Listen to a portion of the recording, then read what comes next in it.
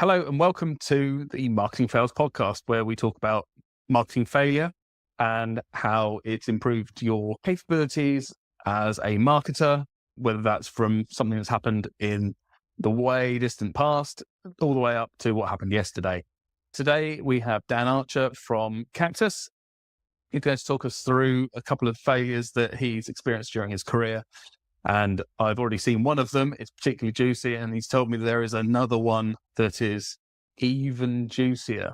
So now I'm going to hand over to Dan to introduce himself. Welcome, Dan.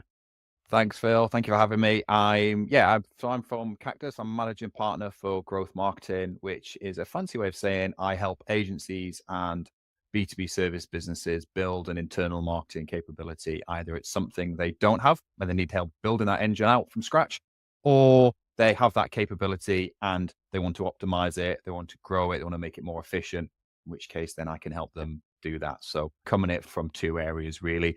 Yeah, quite a long background in marketing, probably within agencies for the last 15 years, a few businesses, client side outside of that. So probably been in the kind of marketing game, if you like, for 20 years. So I've seen quite a few things.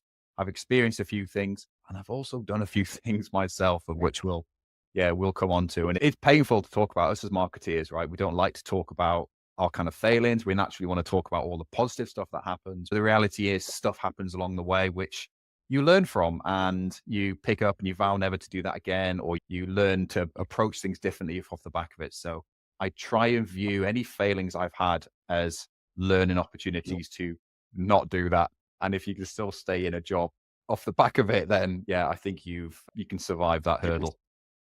Yeah, absolutely. So let's go to the first of the failures that you were talking about in the email. Okay. Yeah. The first one, this is the one I shared with you originally. So when we were talking about this and you came and you asked me, there was one that came to mind. And the reason it comes to mind is because it's actually really, I say easily done, but it feels like there was a catalog of things which kind of happened. So yeah, start from the top. I was in a business and agency a few years ago. I'm not going to be specific when and the background and stuff, but we were completing a pretty big RFP for a pitch for an opportunity that had come our way. We had to send a USB stick via courier to the client's offices because naturally we were like right up to the wire, so close to the deadline in terms of having to get it to them by the deadline. So we'd spend a long time putting together this proposal, putting everything together on a USB stick, and we were going to courier it down to the offices of where it needed to be. And we were working to the night before getting it done. And we had a courier book to come and pick it up and bike it across down into central London.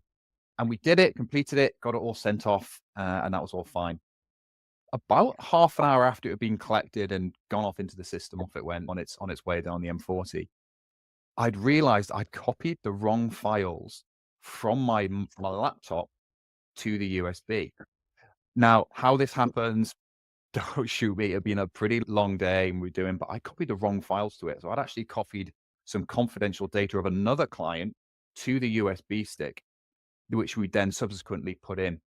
So on its way as an RFP response was actually a USB stick containing confidential client documents, which makes it even worse is they were in the same industry and sector as well, which was a little bit painful. So what followed was hours of panic, trying to get a new USB to the prospect's office with the proper deck to still be in time to be considered, but also then trying to intercept the erroneous one before they saw it and got their hands on it, because then you get into like data breach and it's just a load of pain we obviously didn't want to get into.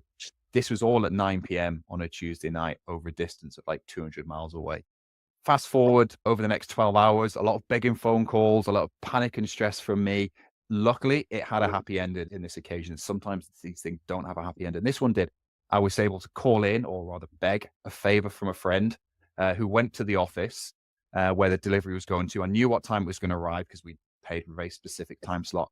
Was able to intercept it and to swap the USB sticks out at 8 o'clock the next morning. It cost me personally because there was like trains and taxi fares that I had to pay my friend to Yeah. reimburse, but a small amount to pay for a bit of a lesson that it taught me around when you're doing this stuff, how maybe not to do it, and also the potential fallout and ramifications that could come of it. But suffice to say, this is probably one of my most stressful experiences in kind of marketing and kind of new business that I'd probably had.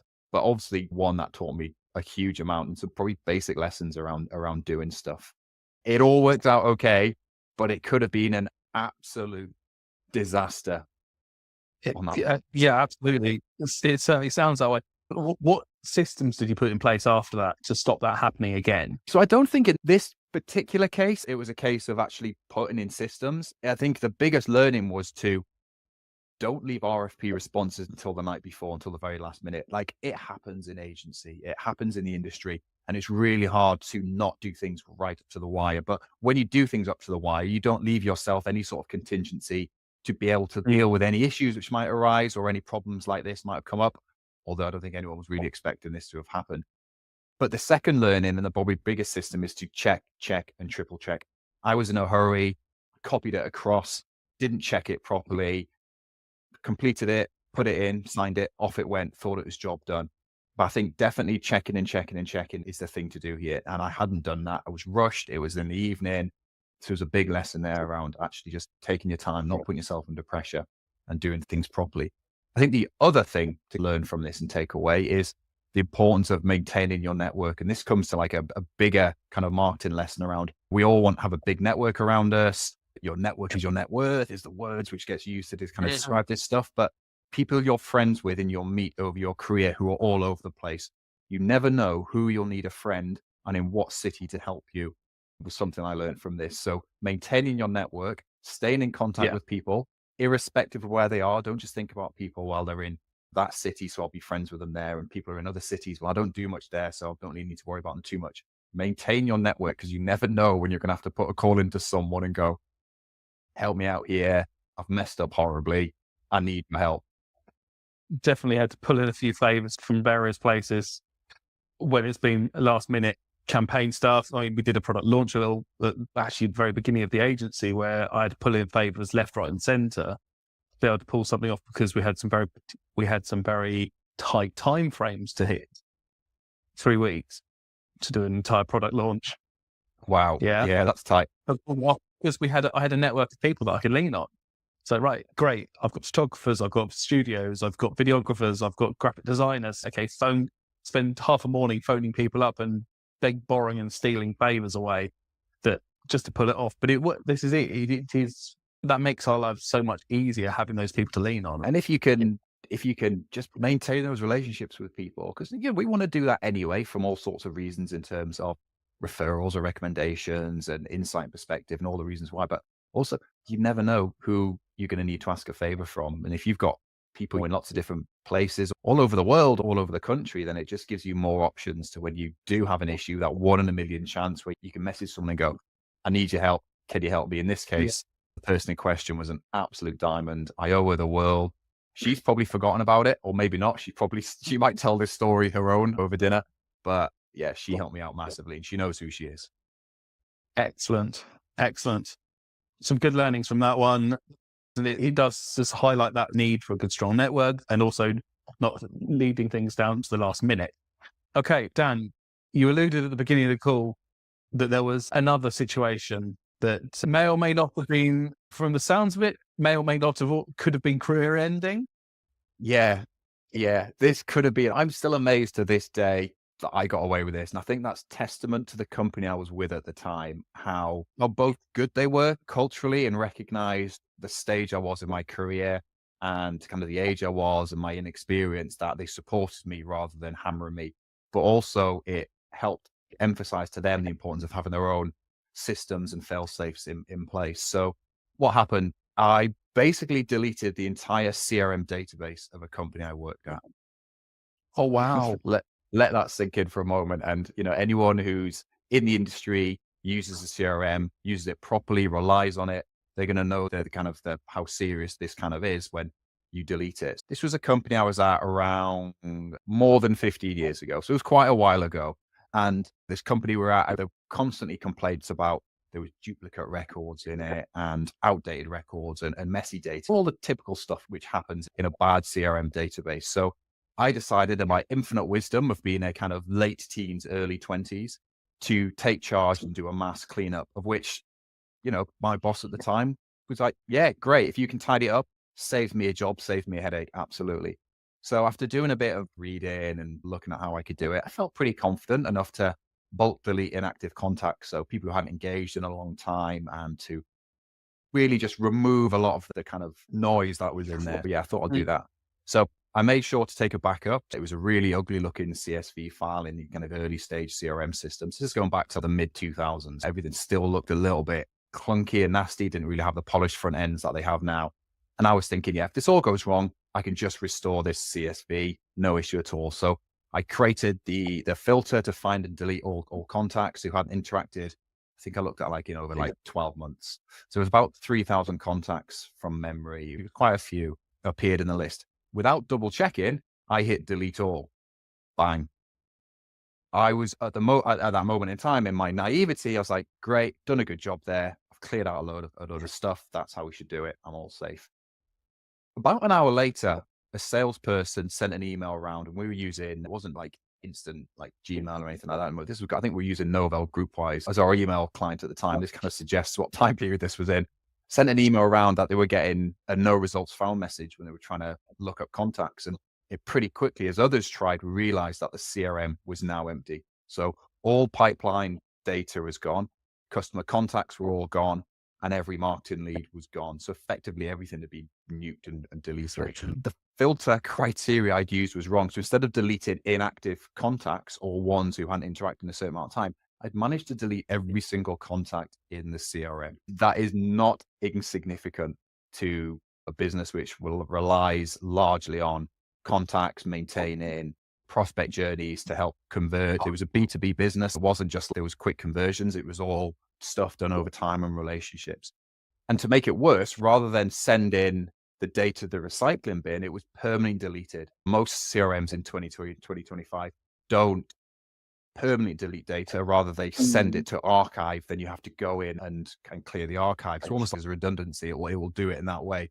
Anyone who's used to CRM will know that's typically how it works. It's actually like almost two-factor auth on deleting stuff. That gives you a fail-safe. But to make it even worse, if it can get any worse at all, you think, what about the backup you had? Just put that back in. Backup file I'd created, I'd only exported email addresses, not the full contact records. Again, in my naivety, so even if I re-uploaded it, it was still missing all that key details like the sales history, deal progress, and activity trails. Yeah, bit of a mess on that one, And, the fallout was pretty significant as well in terms of, sales team had to manually rebuild their pipelines from scattered email records, text messages, post-it notes around their table. Remember, this was before LinkedIn was on the scene, so we didn't have kind of contact profiles to go to or messages we could kind of pull up. Marketing team lost probably years worth of lead data. So it's time to start campaigns from scratch again. Company lost all of its in-progress deals. So obviously a lot of the deals we're hoping to close in the next 30, 60 days. That was all gone. So we had to start from scratch and wait for customers to come back to us. I didn't get fired, which was always a good thing. Maybe I should have. And they were very good about it, but they did use it as a bit of a case study in what not to do. And in terms of putting CRM practices and processes in place and to lock out certain features to only core users, not late teens, early stage career juniors, to be able to go in and nuke the system. And also to invest in training for people like myself who are going to be using it. We're very good about it. I kept my job. And to this day, I am so careful now when I use it, when I use a CRM, or if you're using any database where you're doing bulk or mass data changes, uploads or downloads. Again, the learnings there are check, double check and recheck, like sending out and copying the wrong data to USB sticks for RFPs. Check and recheck before you do anything. Don't mess with what you don't fully understand. Again, big lesson for me was there. Just if you don't fully understand it, don't touch it. And I look back now and I go, I didn't know what I was doing. I was young, felt like I knew what I was doing, quite cocky about it. Yeah, I'll go and do it. In actual fact, should have said no. Always test on small segment data first. So if you are going to do anything like that, just do it on a few just to see what the impact's going to be. Full backups, make sure all data fields, any backup should just be everything. Irrespective of what you think you need or don't need, make sure it's ticked, make sure it's covered, because it's better to have it and not need it than need it and not have it. And also, I assume also the IT department and make sure they've got a copy of a backup too. Yeah, if need be, make sure someone checks it and just get someone before you do anything, just say, can you just ratify here that I've got the fields, that this data's intact, that it's absolutely fine. Again, getting someone to check it for you would be a good thing. And if a CRM offers a data recovery feature, I know a lot do now, like HubSpot does, it's worth paying that little bit extra for, just to make sure you are covered in the event of the worst happens. Yeah, thankfully I'm still here, but this is not something I talk about often. It's a story I don't share much, for the very reason is it's still to this day, 20 odd years later, just gives me feeling of massive anxiety. Awful. Yeah, of course. I mean, anything with data is always quite a stressful moment. And there's that moment where you're, don't I? I spent quite a lot of time in an email marketing agency. And one of the key things that we brought on a new client was we checked their data. And we had a client on board and they had some 450,000 records in MailChimp. Obviously, they're paying for storing that because the breakpoints on MailChimp at that point they're quite pricey. Yeah, not insignificant at all. Exactly. I'm looking at it and going, is this all real? In my head, all I want to do is go in there and delete. I'm going to delete it. I'm going to delete it. I want to push the button. It's all going to go. And fortunately, I did manage to sort of restrain myself from just going in there and going mass delete everything. But I did take down took all the data down and actually did a comparison. In that case, they'd managed to duplicate the audience at some point. So they had 220,000 records that were just duplicates of the other one, which was 230,000, which was the live database. And okay, I see what you've done. You've taken a backup and left it in there. Let's take that out, delete that lot, download that data as an actual backup and send it over to you. And instantly save them a whole load of money. But that could have easily been just very bad database management, and that's it. Database management is an entire art form to itself, no matter where it is embedded.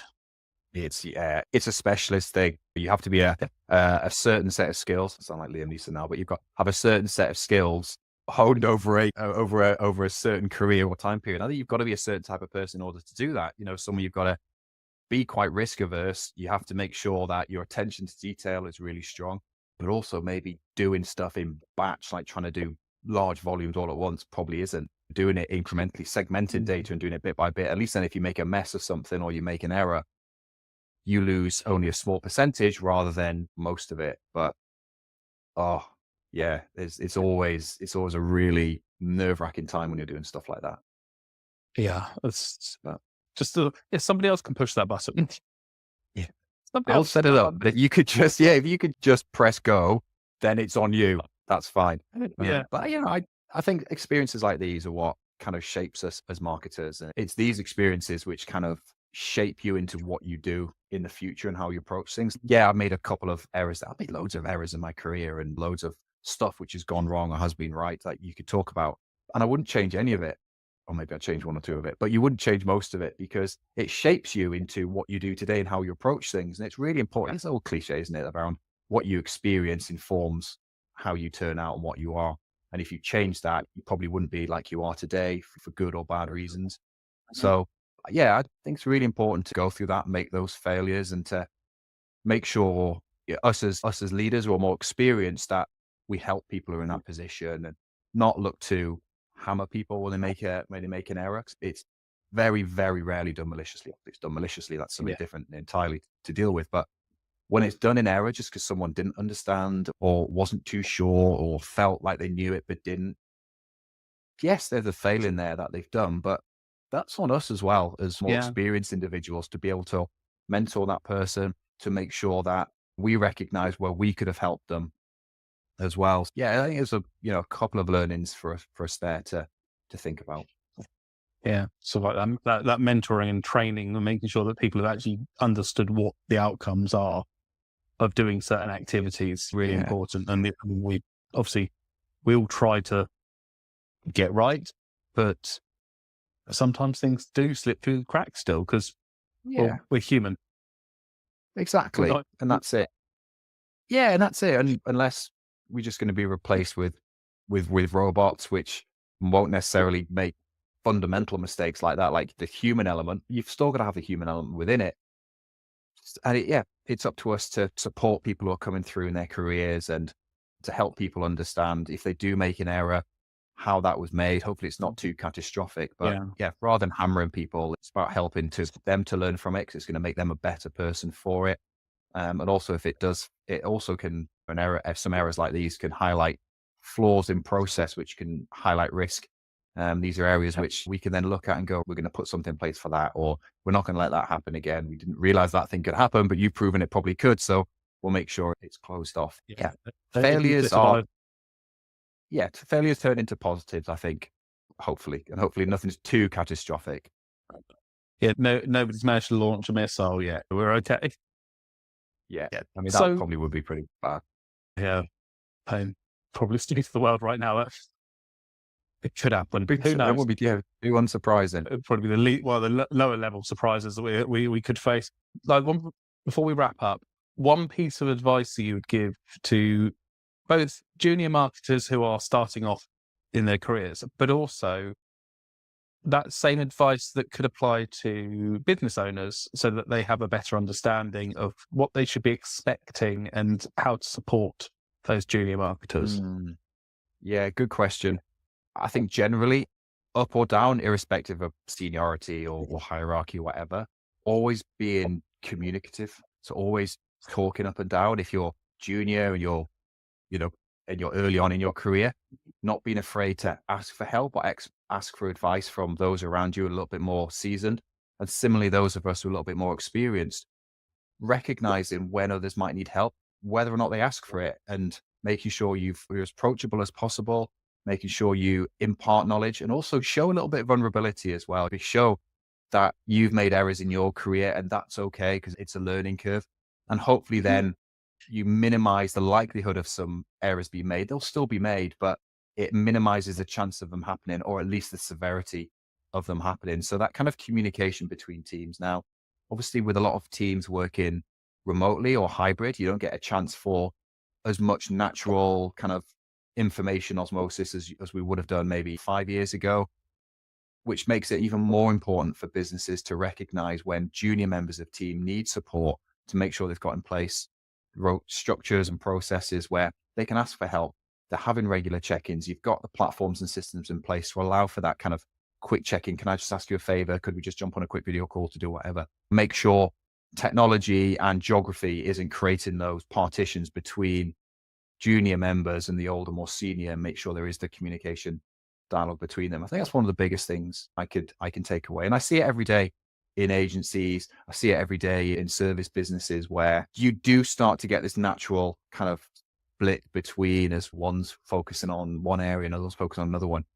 And that communication is really, really important. That chemistry within the team is really important as well, not just within the marketing department, but business wide as well, because guarantee there's experience of other individuals, irrespective of what department they're in or what their discipline is going to apply to others within it. Just because you're maybe a junior marketing executive, and then you've got like a seasoned back-end developer or engineer, there is going to be experiences that you can share that are going to help support each other, and especially the junior person, not necessarily within the field, but within more life and working life, I think, is what I'm trying to say. Yeah, there's a lot of experiences to share. So maintaining and encouraging those dialogue between teams is really important to help reduce this stuff happening, but also to support when it does and make sure we learn from it. Thank you very much, Dan. We'll be sharing the links back to Dan's profile, to Cactus and what they do, and hopefully you'll join us again.